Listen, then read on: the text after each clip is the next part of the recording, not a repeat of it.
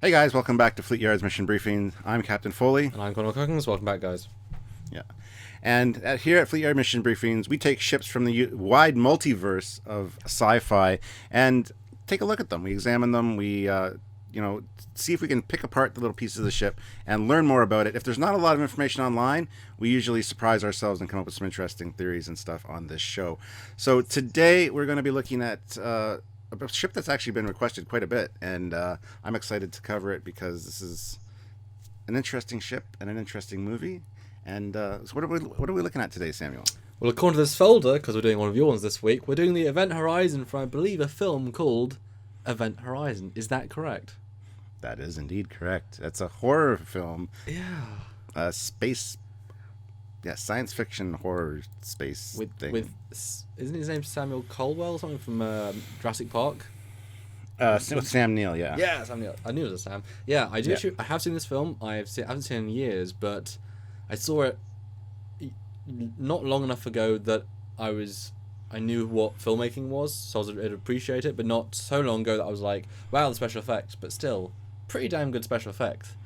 Wasn't it like either a very late 90s or a very early 2000s film? Yeah, it was actually released in 1997. And interestingly enough, it takes place in 2047, the movie. Ooh. And in the opening credits, it says that we colonized the moon in 2015. So, yeah. Oh, we didn't do it. No, unless they did and we didn't hear about it because it's all hush hush. It's nice if we can just get up there and check. It's like just get a telescope. Yeah. Okay. So this ship, bit of a zoom in picture here. Yeah. I'll be honest with you, Stuart, and since it's your one, I'll go first with my first impressions. From what I remember, they'd spend most of the time inside the ship. And it was model shots. I remember looking very good, but I don't remember the ship as being, which is ironic, not being an entity. But you know what I mean, it was just the ship that carried them, if in my mental remembrances, until like the end where stuff happens and we see some cool visuals. But like for the most part of the movie, it was like, okay, they're already inside the ship, it's not a big deal. So design wise, I don't remember that much. So this would be great for me to remember. Well, yeah, we've got some interior shots and whatnot. So the basic story premise is that this ship was designed by Sam Neill's character. And okay. it went missing. It was supposed to. It had a gravitational jump drive that created a wormhole that would make travel to anywhere instantaneous, kind of like the Spore drive from Star Trek Discovery. So that's where they took it from then, apart from real life possibility. But the ship went missing and eventually showed back up years later, and it had actually created a dimension. It had actually gone to another dimension and kind of opened up a passageway to hell. And the ship itself, evil dimension. Yeah, and the ship itself was possessed. So it's funny you said it didn't seem like an entity to you. The ship kind of was alive. That's why I use the word entity. Yeah. Yeah. And so they get sent to investigate and find out what happened. So, yeah, that's the basic outline of the show. And I do remember one of the things that really stuck out to me was the exterior of the ship. It just looked very odd and very menacing. And I remember one of the posters early on. I can't seem to find it now, but there was a poster like the head of the ship that kind of had a skull like slightly subtly superimposed over it, because it kind of looks like a skull. And that visual always stuck with me, that it looks like an entity itself. So, well, I mean, this first picture, you can sort of more pour forward that word a little bit. That it's a bird, you know, it's a living creature. Strangely, the way the neck is, the way that the art, it's got an interesting blend of, I mean, it's all mechanical shapes, but there is kind of a vaguely alien vibe to it. Yeah. If you go to the next shot, actually, it's got the name plastered across the front, which is nice, kind of like a la Star Trek. Yeah. But there you can kind of get the shape of a skull, and I think it was one of the picture like that I had seen. But yeah, I mean, it's an interesting design. It kind of follows even the 2001: A Space Odyssey, the Discovery kind of vibe. It's got the long neck and, you know, the engineering sections at the back, away from the. Well, if you get a picture, the next picture, that gives a full sort of view of it. And yeah, certainly, I mean, it's kind of nice they're linking back to 2001, because that was such an iconic and revolutionary film, and yet they've gone the exact opposite. Everything's black, everything's brown, everything's dark, which you know, could be a slight visual cue to this isn't your 2001 pleasant film, or that's kind of horror, I guess, in the last few minutes. It's interesting. I'm trying to imagine. I'm assuming they haven't got beaming technology. I believe in the movie. It's very sort of grounded. So I'm trying to think. Are each of those connecting points? Are they walkways? Is there like a turbo lift between them? Because I'm trying to, based on the window size, it's like, well, is it big enough for them to be fully solid pieces with like, elevators, or do they have to walk? And that'd be quite. Well, They have to walk. Must be a bit of a design flaw to have to walk, but. Yeah, they if you later on, there's a picture of a like gangway walkway and like a rotating tunnel around them. Don't know what purpose it served, but I mean, I remember watching Nostalgia Critics take on this too. He's like, things must be gothic-y for this engine to work. The doors have spikes on them, and this is just the way it should be. Yeah, the art design was great. I do remember. It had a great atmosphere. Yeah. And it's funny, when I believe I watched it downstairs in the house. Dad was there. He'd already seen it. He didn't really care. But no one told me it was a horror film. So here I'm watching it for the first time. It's like, oh, okay, it's a cool sci-fi adventure. Wait, what? What's going on? What? But that was great. That's kind of like, you want to go in things blind. Like I saw Interstellar, not even seen any trailers. I'm like, oh, suddenly Matt Damon shows up, and oh, suddenly Anne Hathaway shows up. So, oh, cool. You don't often get that in films. It's kind of nice to see it for the overly fresh time. So you're saying those walkways are 1-to-1 humanish scale, obviously with plating over the top, but it's very much a person scale. I believe so. I mean, like I said, we'll have a picture of it later of the actual corridor, and I'm pretty sure that each one of those is one of the corridors. I could be mistaken though, because they don't really go into a lot of detail in the movie as to where they are on the ship. Yeah. But it would make sense. Okay, so you said this ship went missing. On its maiden voyage, yes. Was that a maiden voyage to go do something, or like a test maiden voyage? Of like testing the drive system? Was it meant to already be working properly? And therefore... I believe it was just a test for the new drive, and it went missing, so they thought it was a failure. And Samuel's character, his name is in the show is Dr. William Weir. So yeah, they thought it was lost, and then it all of a sudden shows up again. So yeah. Although I think there was quite a few crew on board, so I don't know if there would be necessarily a test, because you'd think they would have tested it on like an experimental craft with only like one person or nobody on board, made sure it worked first, and then not to link to Star Trek Discovery, but that was still a testing the drive to try and make it work. Oh, that's at a true. Full crew complement, so I think you could argue it any which way.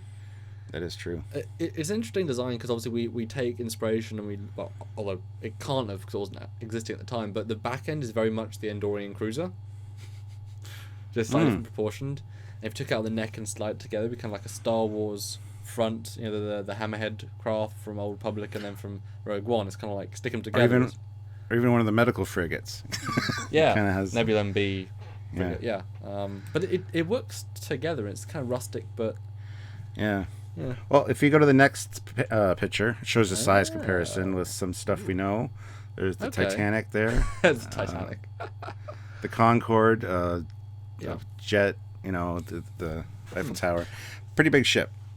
Yeah, I mean, I'm going to be honest, I can't exactly imagine how long it would take to walk across the entire length of the Titanic, because I was never on the Titanic. So I was thinking at first, it's not very big. But then if the gangway is 4 Titanics big, that's still a long walk.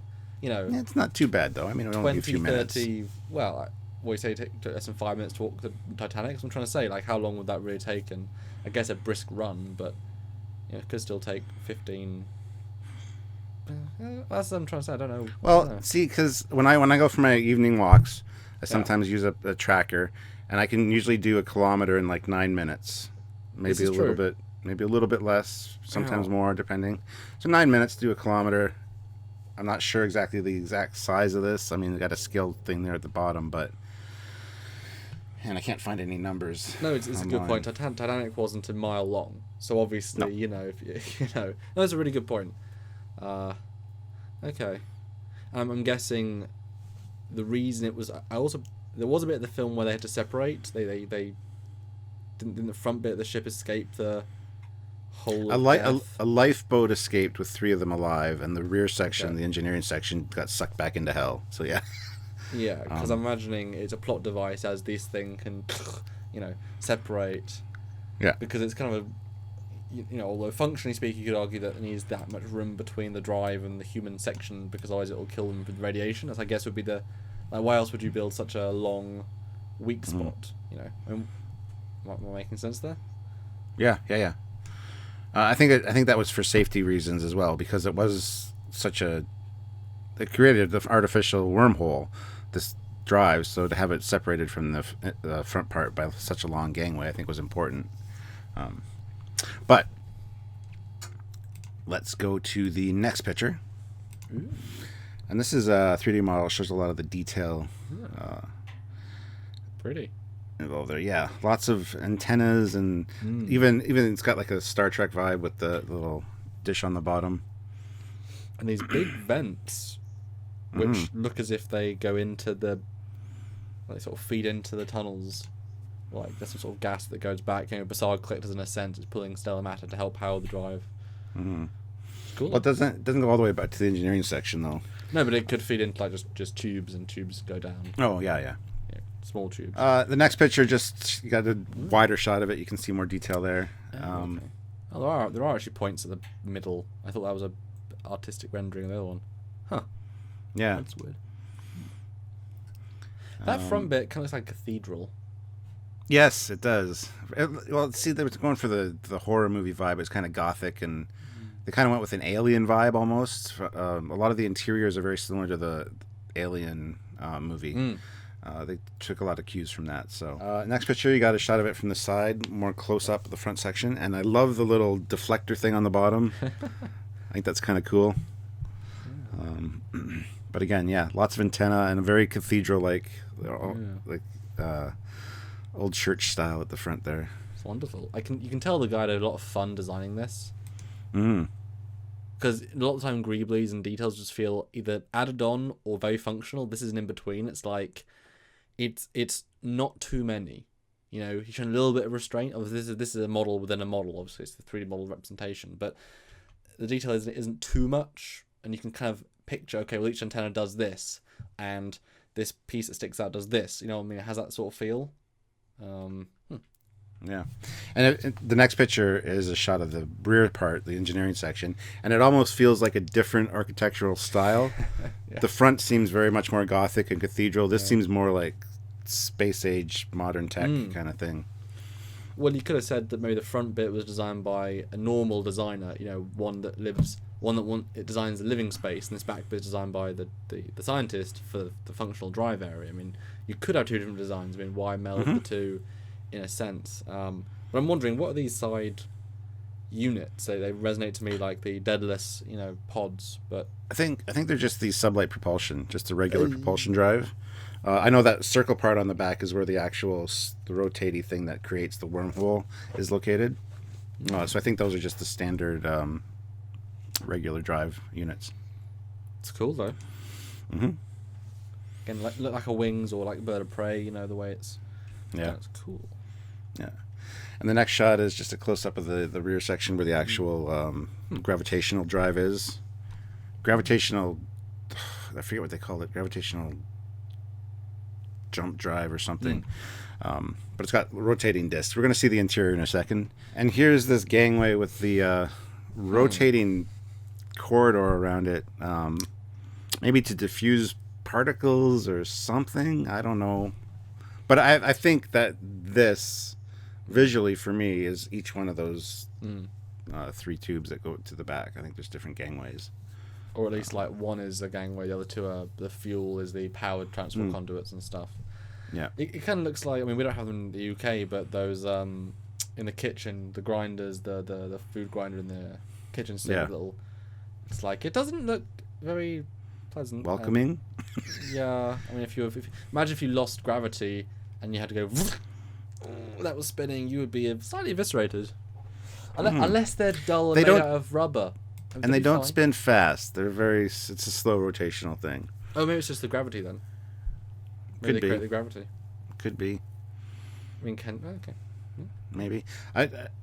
In Niagara Falls, at the Ripley's Museum, at the end of the thing, there's a gangway and there's a rotating cylinder. So when you're walking down the gangway, you feel like you're your sense of balance gets, your equilibrium is off, so you feel like you're spinning.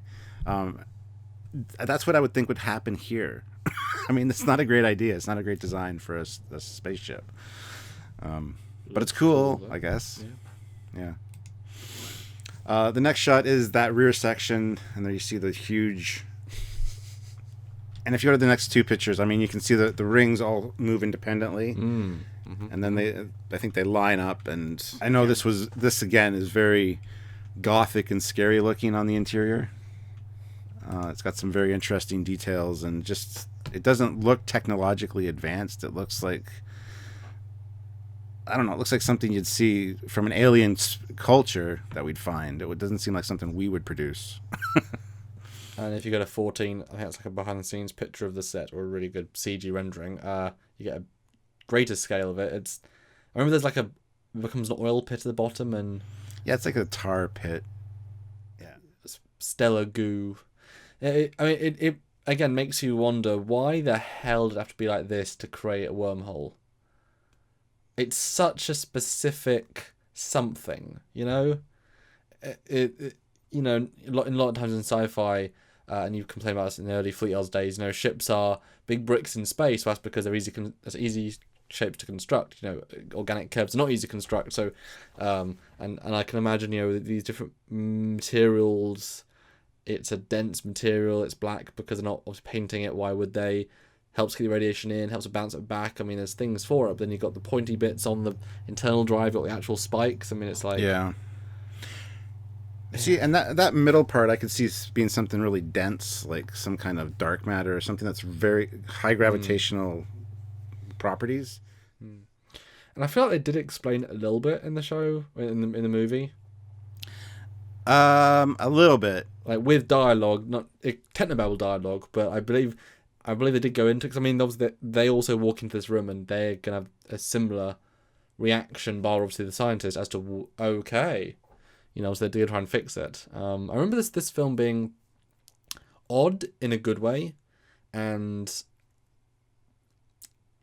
enjoying the mystery of it, and then suddenly swapping on the dime to being from, you know, classic sci-fi to boom, now it's a horror sci-fi with weird demon shit. It isn't really demon shit, it's an alien dimension, but it still is. And then the dude goes, no, it's an actual gateway to hell. It's not an alien dimension. Yeah, I know. If you go to number 15, this just shows some of the up-close details that are on the interior ball mechanism. And again, they look like gears. It looks almost steampunky. Yeah. But, I don't know. But yeah, it's detailed, which says something, but it's so inconceivably what it is that it doesn't say anything. Which is good. It's a cool bit of tech. I mean, you can tell the scientist was damn smart to be able to design this. Although, is it a temporal loop thing? Was he given the technology as visions by the demon dimension as to get them access to the portal to then get access to the real world? Because it certainly looks more demonic than human to some extent. And so, he does have a lot of dream fake outs in the movie, where you think something's happening, and it just turns out that he's just having a dream. Yeah. So yeah, I don't see why not. That would explain the radically different nature of it. Yeah. And then there's just a few more shots of it externally. I included some nice shots. There it looks, in the next one, like number 16, it looks very non-menacing because of its white color. It's not black. It's not, you know, dark green. It's not the scary color. It's a nice white color. It looks kind of welcoming. Or medical ship with a really long neck. That's cool. And there's a great CG render, and then the final shot of the ship there.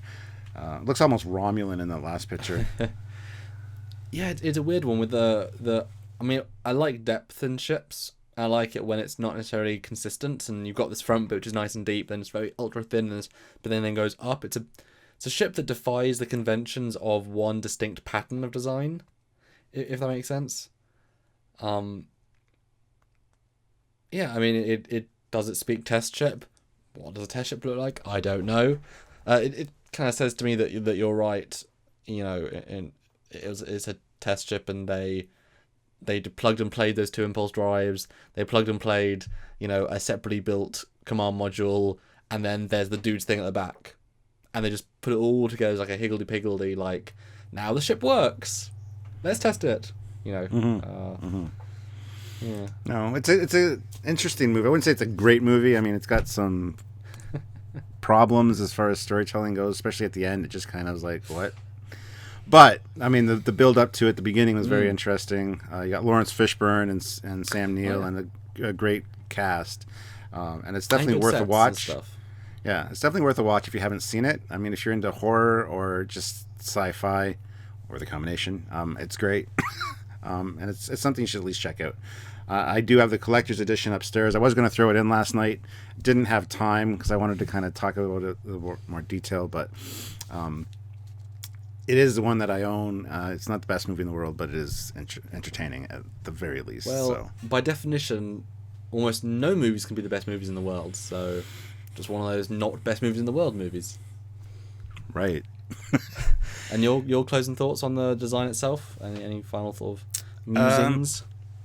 Yeah, it definitely captures that horror vibe to it with the cathedral-like nature of the exterior. And even the interior, it seems very steampunky and odd. There's a lot of weird shapes involved there that, are they functionally that way for a reason, or is it just because they wanted to make it look scary?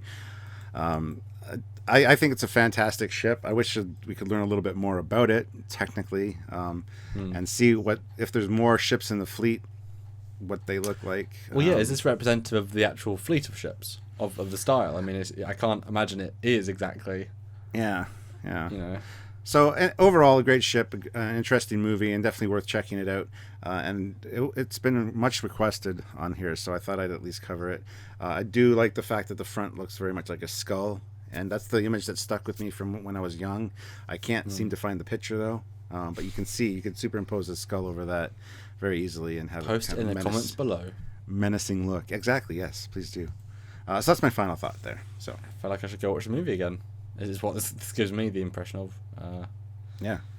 And I can be confused all over again and watch everyone go nuts. Or at least one guy go nuts. So what are your final thoughts? Yeah, it's great. It is nothing and yet many things at the same time. You know, it is its own unique thing, which is great. It has its own thing. And I do remember the model shots being really great in the movie. I do remember that specifically. Yeah, it's cool. It works well. I don't know if we'd ever build it, but it's a special wormhole jump drive tech ship, so it's like, what the hell does that look like? I don't know. Yeah, it's cool. Awesome. Well, guys, what do you think of the Event Horizon? Did you watch the movie? If you haven't, check it out. If you have, tell us what you think of it. What do you think of the ship down below in the comment section. And if you want to help out our show, you can definitely do so. We can produce more of these because we love looking at these kind of ships and learning new stuff about them. So you can head on over to our Patreon, which is linked in the description below, and help us out on a monthly basis, or Trekyards.com and click the donate button to send us a one-time donation. That'll really help out. Thank you. Or of course, just subscribe to this channel, like us on Facebook and here on YouTube, any of the videos you quite enjoy. Comment down what you think, as Joey said, and join the Facebook conversations. We like to talk about all great ships in both Trek and everything but Trek in our two different pages, Trekyards and Fleetyards respectively, and just share these videos around. We think anyone would enjoy them because we like having these discussions, and it's kind of like just, well, we are just two friends talking about ships, but it kind of feels like that, and you get part of the discussion. And if you design this ship, let us know, and if you built this ship as a model, let us know, and maybe we can have you on the show. That's right. So until next time, guys, I'm Captain Foley. And I am Connor Hungs. And this has been Fleetyards Mission Briefings. Signing off.